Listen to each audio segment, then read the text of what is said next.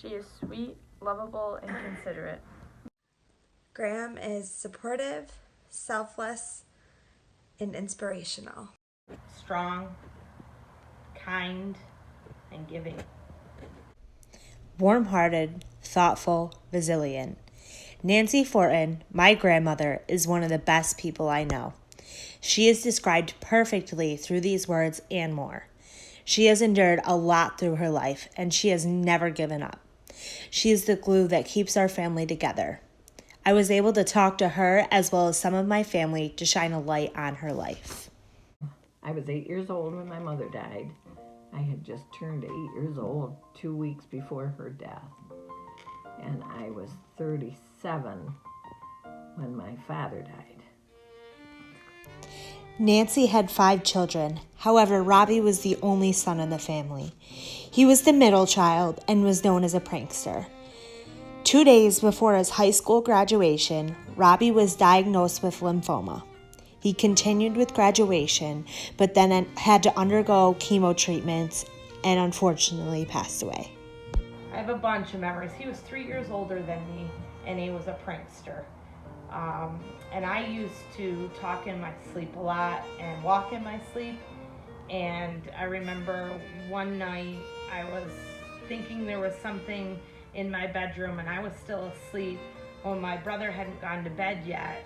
So he decided that he was gonna crawl down on the floor and come into my bedroom, and he jumped up on the bed and started barking like a dog, and I just lost it. And I started to wake up from that, but those type of memories. He was always, a prankster, a jokester. It was a month before my 16th birthday when my brother passed away. How that impacted me. I really didn't know a lot about cancer before that, or for me, cancer was something that old people pass away from, but this was the first time that, a healthy 18-year-old had cancer. At first, it was extremely difficult for my mom. She, would go to work, would come home, get dinner on, in the oven or on the stove, and then she'd pretty much go up to bed for the night.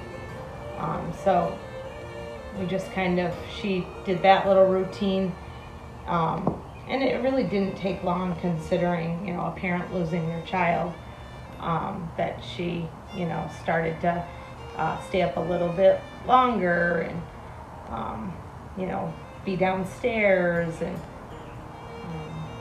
8 years later, my grandfather passed away from cancer as well.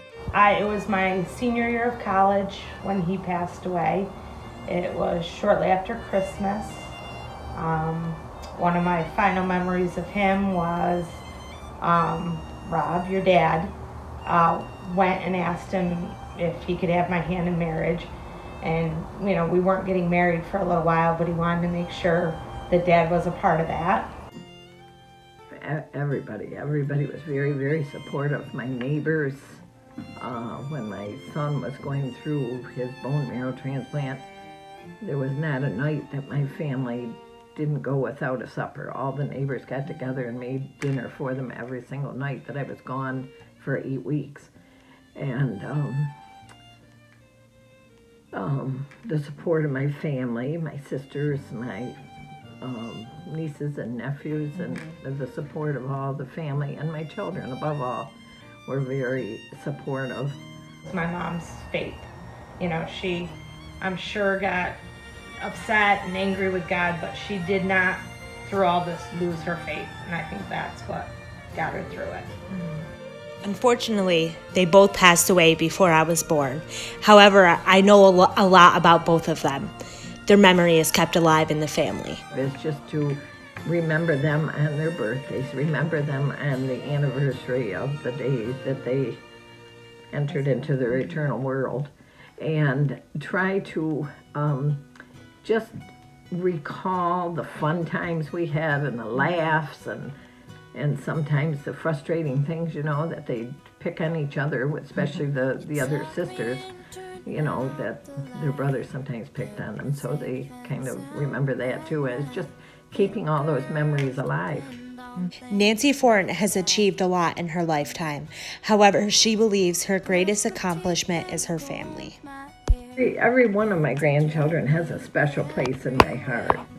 I think the first time I saw Megan, when we went to the hospital, I thought, all of a sudden it hit me, oh my goodness, I'm a grandma. But each one that comes along is just as special as the first, just as special. And I remember that my grandmother used to say that every new grandchild that comes along is just as beautiful as the one before. And I guess I've always kind of taken that road. Yeah. We are close as a family because of my grandmother.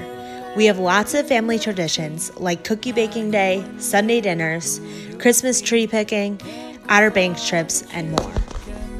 Well, cookie baking day, I think we started out that we would, make some cookies and kind of share them.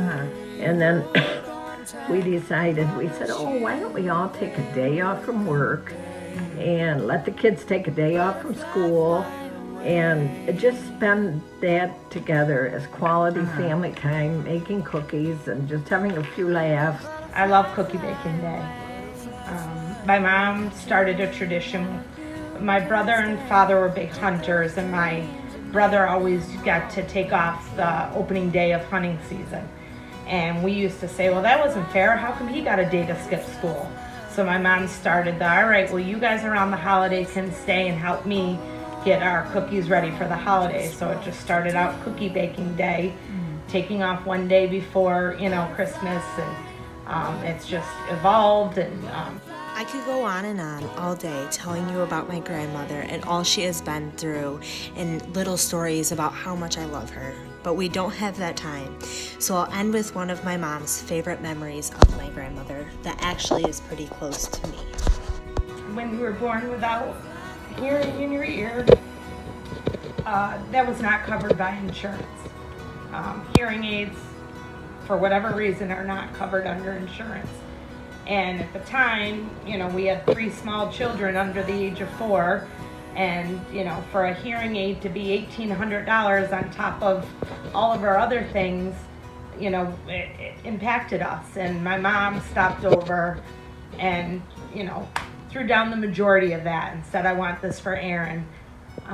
So we went to the appointment, we fitted, you got your hearing aid, and she was one of the first people that we went to see. And I said, Graham, whisper something to her. She can hear you. And, just see my mom's face light up. And, of course, cry.